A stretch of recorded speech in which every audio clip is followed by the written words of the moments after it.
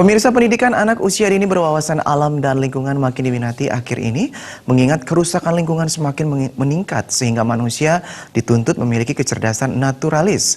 PAUD berwawasan alam dan lingkungan juga dipercaya mampu mendukung perkembangan kecerdasan anak, bukan hanya intelektual tapi emosional dan juga spiritual.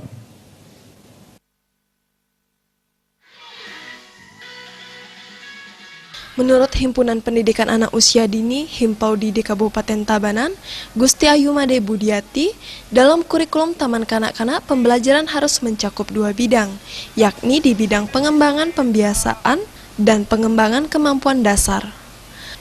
Pengembangan dua bidang ini sesuai dengan fungsi TK yang membentuk sikap dan keterampilan anak agar siap memasuki jenjang sekolah dasar. Banyak guru TK menyalah-tafsirkan istilah menyiapkan anak didik memasuki SD. Akibatnya, materi-materi pembelajaran yang dikembangkan lebih menekankan pada kemampuan baca, tulis, dan hitung. Lembaga PAUD bergedung megah dengan fasilitas yang mewah tidak diperlukan saat ini, karena zaman teknologi maju pasti sudah tersedia di rumahnya. Saat ini beberapa TK di perkotaan sudah mulai membenahi program kegiatan untuk meningkatkan kualitas pembelajaran. Mereka membekali anak didik dengan hal bersifat alam, misalnya berkebun, mengajak anak-anak ke persawahan, mendaur ulang barang-barang bekas menjadi sesuatu yang bermanfaat, memasak, dan lain-lain. Hal ini merupakan program inovatif untuk pendidikan TK, meski harus ditunjang dana yang tidak sedikit. Tetapi di pedesaan, pembelajaran TK dengan memanfaatkan lingkungan tidak memerlukan biaya yang besar. Alam pedesaan telah menyediakan sarana dan prasarana yang berlimpah untuk menunjang program inovatif tersebut.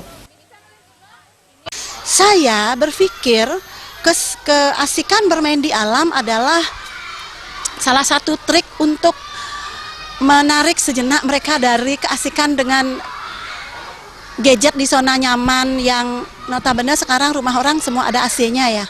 Ada AC, ada televisi, ada gadget, mereka pasti jarang sekali mau keluar.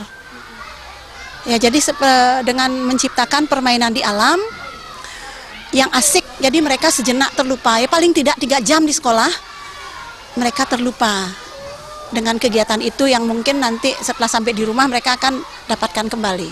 Tidak perlulah sekolah PAUD itu sebuah bangunan yang wah, yang fasilitasnya yang hebat, serba mahal, itu tidak perlu.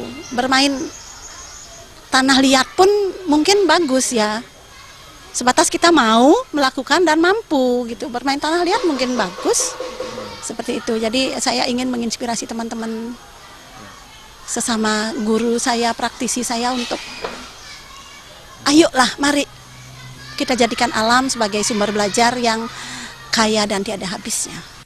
Gusti Ayu Made Budiati menambahkan pengembangan aspek ini bertujuan meningkatkan kemampuan berpikir anak agar mampu menemukan bermacam-macam alternatif pemecahan masalah, mengembangkan kemampuan logika matematika, pengetahuan ruang dan waktu.